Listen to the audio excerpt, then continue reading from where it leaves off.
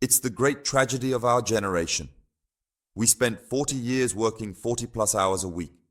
We sacrificed our backs, our sleep, and our stress levels to build a life for the people we love.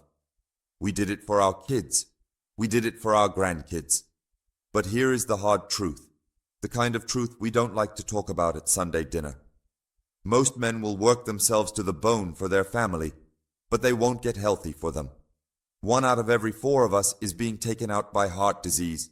We're building a legacy we won't be alive to see. And it isn't just old age, it's a silent thief inside your blood called insulin resistance.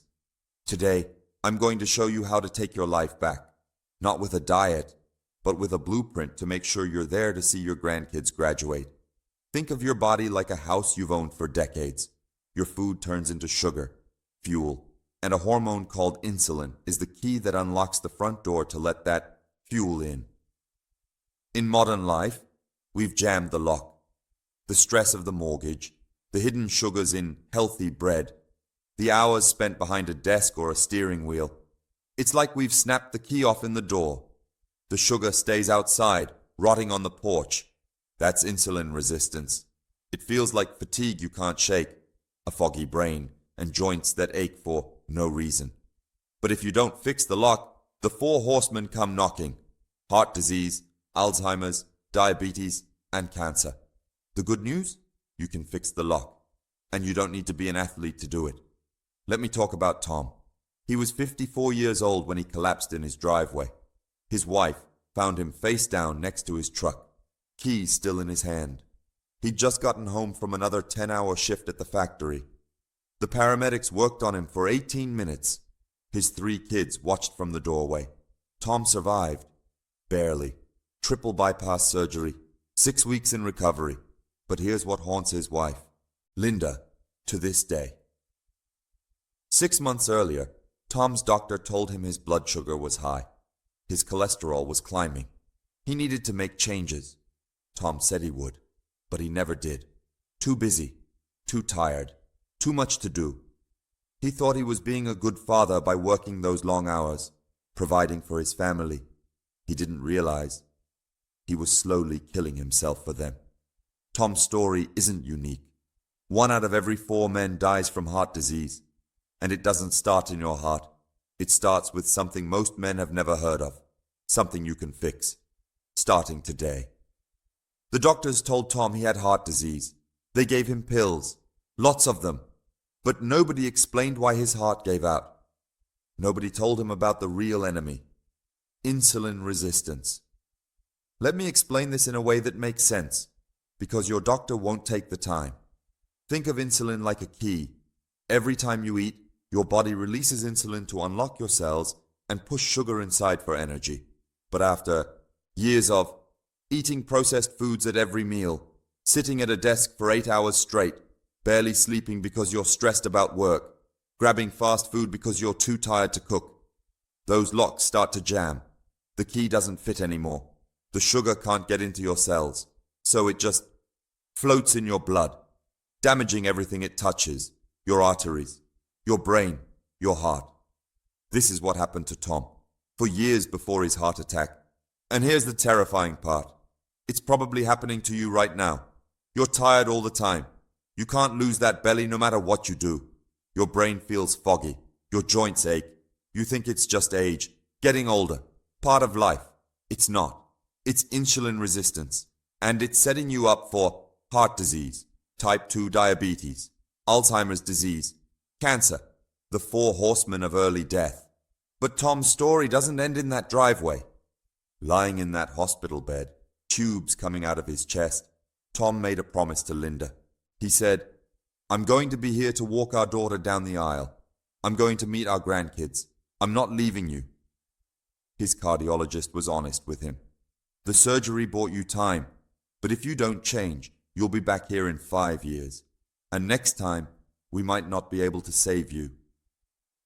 Tom was scared, but he was also angry.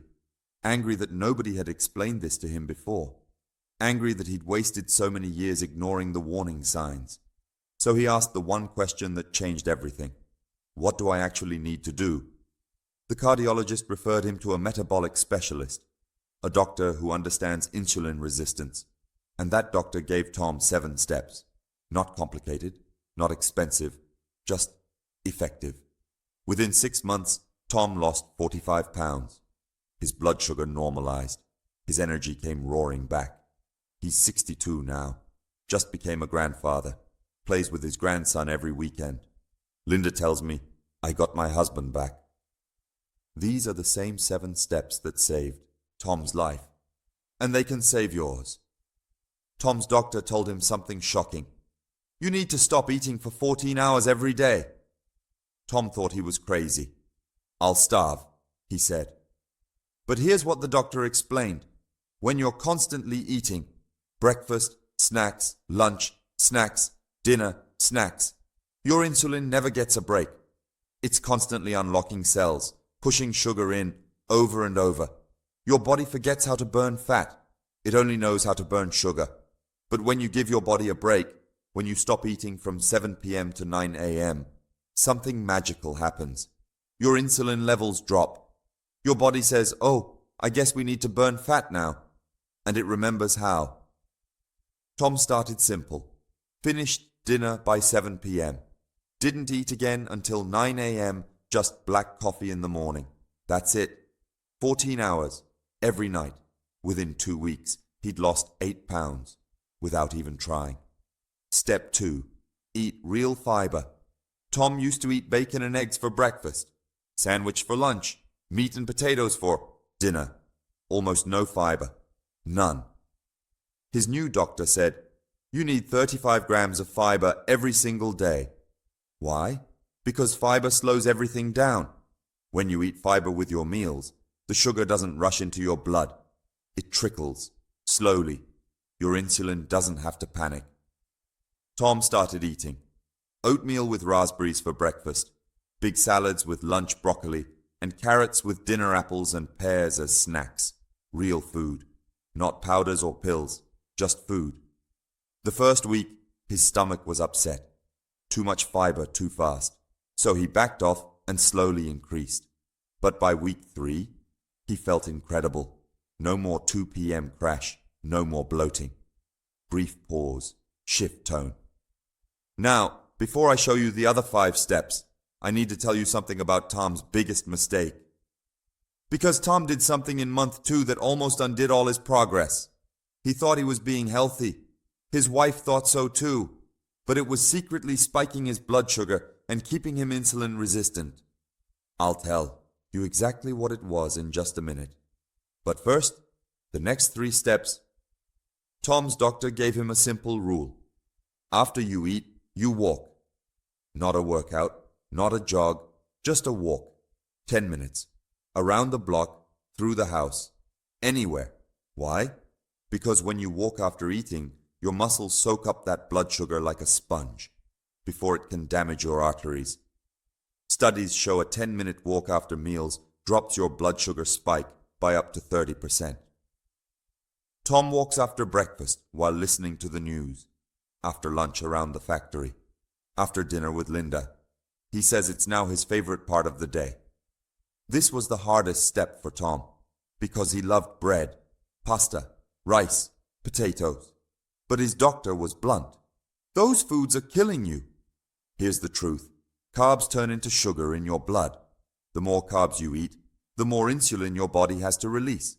And if you're insulin resistant, those carbs are like pouring gasoline on a fire. Tom's doctor told him to stay under 100 grams of carbs per day. That's about no bread or pasta, no rice or potatoes, fruit only in small amounts. Focus on meat, eggs, vegetables, and healthy fats. Tom thought he'd be miserable, but within a week, something strange happened. He stopped being hungry all the time. The cravings disappeared. His energy stabilized. Turns out the carbs were causing his hunger. When he cut them out, his body finally felt satisfied. Step 5. Protein at every meal. Tom's new target: 50 grams of protein 3 times a day.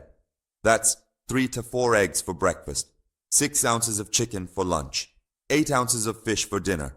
Why so much protein? Because protein builds muscle. and muscle is a sponge for blood sugar. The more muscle you have, the more places that sugar can go, instead of floating in your blood, damaging your heart. Tom had lost muscle over the years, sitting at work, not exercising, getting older, but with high protein, and the next step, he started building it back. Step 6. Lift weights, twice a week. Tom hadn't lifted weights since high school. He thought he was too old. His doctor said, "You're not too old, you're too scared." So Tom started, just twice a week, 30 minutes, at the gym near his house. He did simple exercises, squats, push-ups, on his knees at first, rows, shoulder presses, nothing fancy, just enough to tell his muscles, "Hey, we need you, start growing." Within a month, he felt stronger. Within 3 months, he looked different, shoulders broader, belly smaller. But more importantly, his blood sugar numbers kept dropping, because muscle pulls sugar out of your blood, naturally. Step 7. Sleep and sunshine. This was Tom's secret weapon. For years, he'd slept 5 to 6 hours a night, woke up tired, chugged coffee, pushed through. His doctor explained, when you don't sleep, your cortisol goes up. Cortisol raises blood sugar. You're fighting yourself. Tom started prioritizing sleep.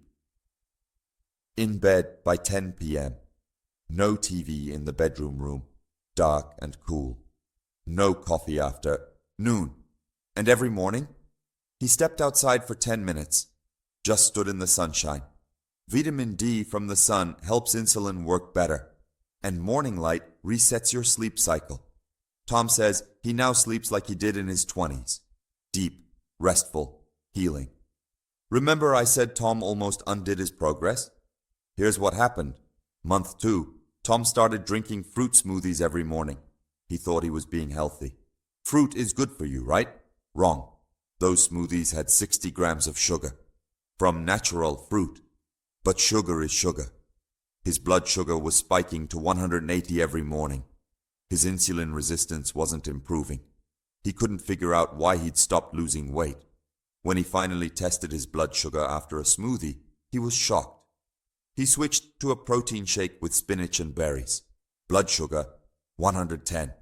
That one change got him back on track. The lesson? Just because something seems healthy doesn't mean it is. Test your blood sugar. See how your body responds. Tom bought a simple glucometer at Walgreens for $25. Best investment he ever made. I talked to Tom last week. He's been following these 7 steps for 8 years now. Here's what he told me. I'm 62. I feel better than I did at 45. I have more energy. I sleep better. My mind is sharp. And I'm here, really here, for my family. His daughter got married last year. Tom walked her down the aisle. His grandson is 3 now.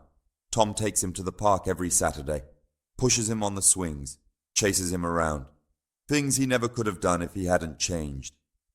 Linda says, I have my best friend back, the man I married, not the exhausted, sick person he was becoming. Tom didn't need fancy supplements. He didn't need expensive programs. He needed the truth, and he needed to act on it. These 7 steps. Stop eating for 14 hours every night. Eat 35 grams of fiber daily. Walk for 10 minutes after every meal. Keep carbs under 100 grams per day.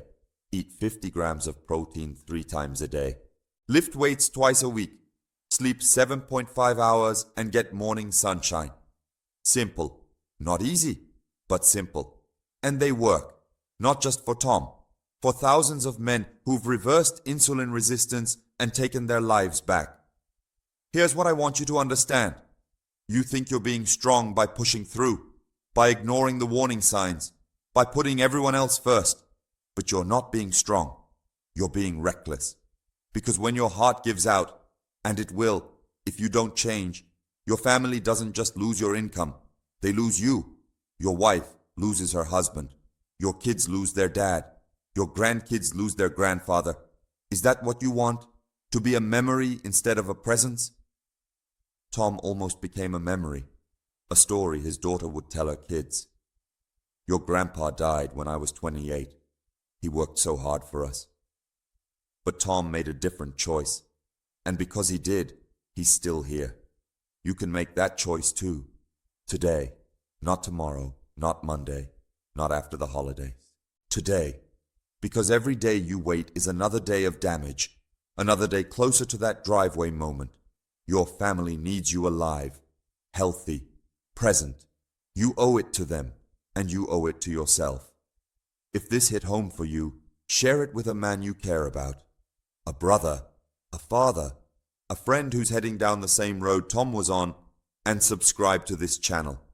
Because I'm going to keep telling you the truth that doctors don't have time to explain. Leave a comment and tell me, which of these 7 steps are you going to start with?